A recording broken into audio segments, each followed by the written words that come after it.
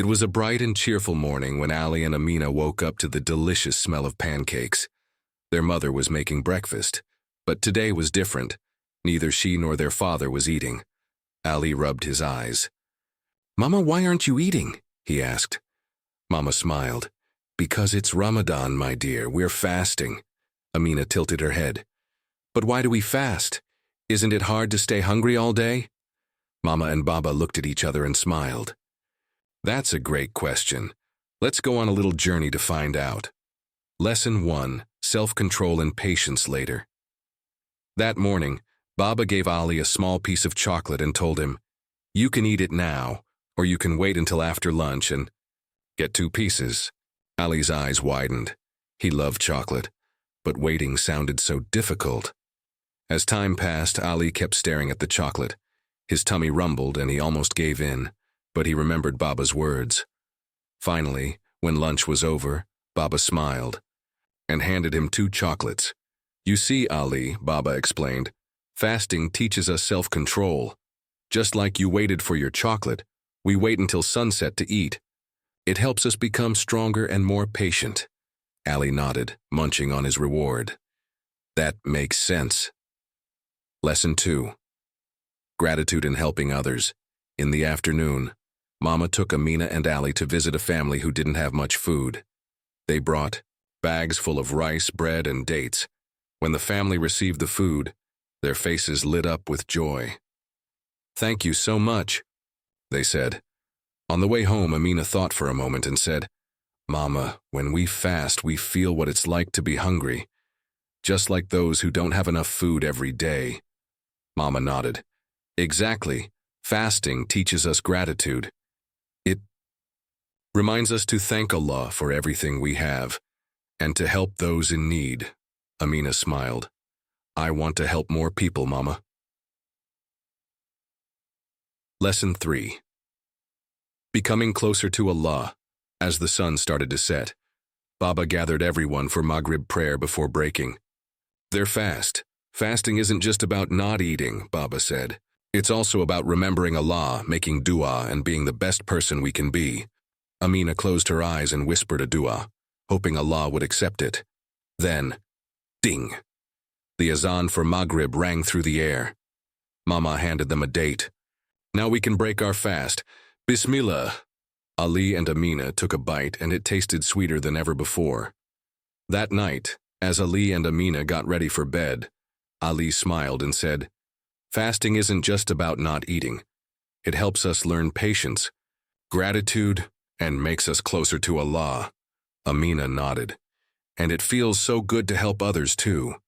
Mama and Baba kissed their foreheads. "That's the spirit of Ramadan," Mama said. "It makes our hearts full even when our stomachs are empty." Ali grinned. "I can't wait to fast when I grow up." So friends, remember, fasting is a special gift from Allah. It teaches us patience, gratitude, and kindness. So whenever you see someone fasting, remember, it's not about what they're giving up, it's about what they're gaining. If you loved this story, don't forget to like, share, and subscribe for more amazing Ramadan stories. True happiness isn't in what we keep, but in what we give. Zaid was overjoyed when his father handed him his first ever allowance. "This is for you, Zaid. Spend it wisely," his father said with a smile.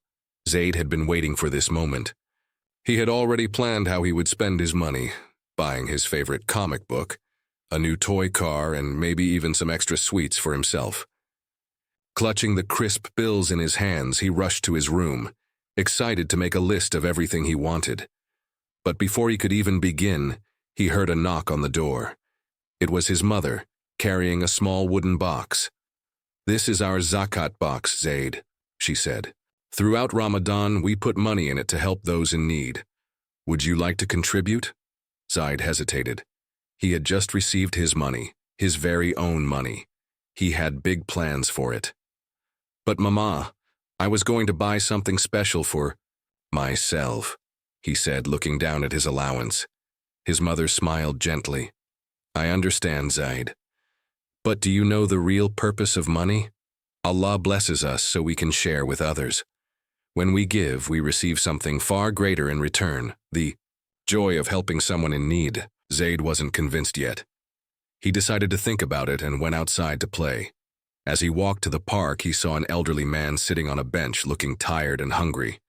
A small boy stood beside him, holding his hand. The boy's clothes were worn out, and his eyes looked sad. Zaid's heart felt heavy. He remembered the zakat box at home. He thought about how much a small amount of his money could help someone like them. Slowly, he reached into his pocket and took out half of his allowance. Instead of buying sweets and toys, he bought fresh bread and water from a nearby store and walked back to the bench. "Here you go, Uncle," Zaid said shyly, handing the food to the man. The man's eyes filled with tears, and he placed his hand on Zaid's head. "May Allah bless you, my son," he whispered. Zaid felt something warm inside his heart. It was a feeling unlike any he had ever experienced, not from toys, comics, or sweets, but from knowing he had made someone smile. That evening, Zaid dropped the rest of his money into the zakat box. His mother saw him and hugged him tightly. "I'm proud of you, my dear. When we give, Allah always gives us back even more." On Eid morning, Zaid woke up to a surprise.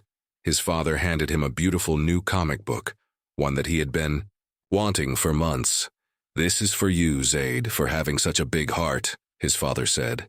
Zaid beamed with happiness.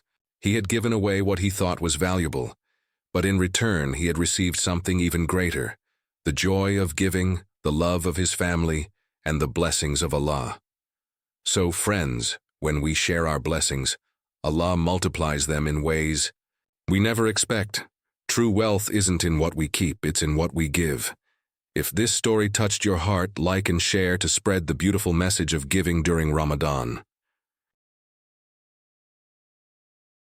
The moon shone brightly in the night sky, casting a silver glow over the quiet neighborhood. Inside her cozy bedroom, little Amina sat on her prayer mat, her hands cupped together, eyes closed tightly. It was Ramadan, the most blessed time of the year, and tonight she had a special dua to make. "Ya Allah," she whispered, her heart full of hope. "Please help Mama and Baba. Make things easy for them. And please, let something amazing happen tomorrow." She didn't know what she was expecting. Maybe a surprise, maybe a small miracle. But she believed in the power of dua. After all, her grandmother always said, "A dua made with sincerity is never wasted." The next morning, Amina woke up with excitement bubbling inside her. She quickly got ready, helped Mama set the table for suhoor, and ate her meal with gratitude. Even though fasting was a bit challenging, she loved the feeling of being part of Ramadan's blessings. After Fajr prayer, she remembered her dua from last night. Would something special really happen today? She glanced at her parents. Baba looked tired, and Mama had a worried look on her face as she checked her phone. Lately, things had been difficult for them. Baba's shop wasn't doing well, and Mama had been looking for ways to help. Amina didn't understand everything, but she knew one thing: she wanted to see them happy.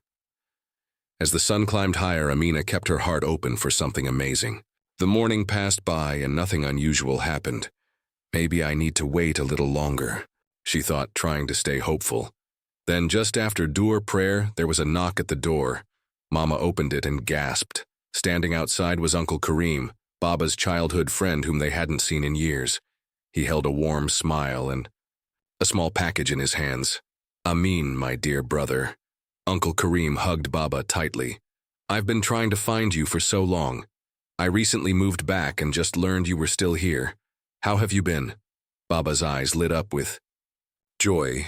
"Subhanallah, I can't believe it. It's been so long. Come in, come in." As the adults talked, Amina watched in wonder. Was this her dua being answered? As they sat down for tea, Uncle Kareem finally placed the package on the table. "I brought something for you.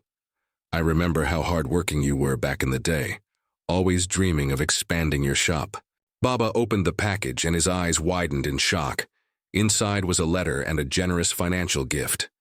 This is too much, Kareem," he stammered. Uncle Kareem smiled. "It's not a gift. It's an investment. I believe in you, my friend. I run a business now and I want to help you get back on your feet. Tears welled up in Baba's eyes as he looked at Mama. Amina could see the relief in their expressions. That night, as Amina sat on her prayer mat again, she smiled brightly. Ya Allah, thank you for answering my dua in such a beautiful way. She realized something important. Dua doesn't always bring what we expect, but it always brings what is best for us. As she closed her eyes, she felt a deep warmth in her heart. Ramadan had taught her a powerful lesson. When you ask Allah with sincerity, He always listens. And that, she knew, was truly amazing. So friends, always make dua with sincerity and trust in Allah's plan. Sometimes He answers in ways we never expect, but always in ways that are best for us. If you found this story inspiring, like and share it to spread the message of faith and hope. It was a quiet afternoon in Ramadan when Amina stumbled upon an old, dusty book while helping her mother clean the attic. The book's leather cover was worn, its golden edges slightly faded, but as soon as she opened it, she gasped in awe. The pages were filled with beautiful flowing handwriting, each dua written with care and devotion. "What's this?" Amina asked, holding the book up to her mother. Her mother smiled warmly. "That's your grandma's special dua book. She used to write down all her prayers every Ramadan." Amina's eyes widened as she carefully flipped through the pages. Each page held heartfelt duas, prayers for her family, for the poor, for peace, and even for the little things like a good harvest or a neighbor's well-being. Some pages had tiny teardrop stains, as if her grandmother had poured her heart into them. That night, as Amina sat by the window, she read through the duas again. She realized how much love and sincerity were in each prayer. Grandma didn't just ask for things. She truly believed in the power of dua, Amina thought. Inspired, she picked up a pen and turned to the last empty page. She thought about what she truly wished for. Then with careful strokes she wrote, "Ya Allah, please help me become a kind and caring person. Let me always be grateful for what I have and help those in need." As the days of Ramadan passed, Amina found herself making more heartfelt duas. She prayed after every salah, during suhoor, and especially before iftar. She felt a special connection to Allah, just like her grandma must have felt years ago. On the night of Laylatul Qadr, Amina held the book close to her heart and whispered her dua again, feeling a deep peace within her. She knew that sincere prayers were never wasted. Eid arrived, and as she hugged her mother, Amina whispered, "Mom, I want to continue writing duas in Grandma's book." Her mother kissed her forehead. "That would make her so happy, my dear." From that day on, Amina kept adding her own duas, carrying on her grandmother's beautiful tradition. And with every heartfelt prayer, she learned that the best duas come from the heart, and that Allah always listens.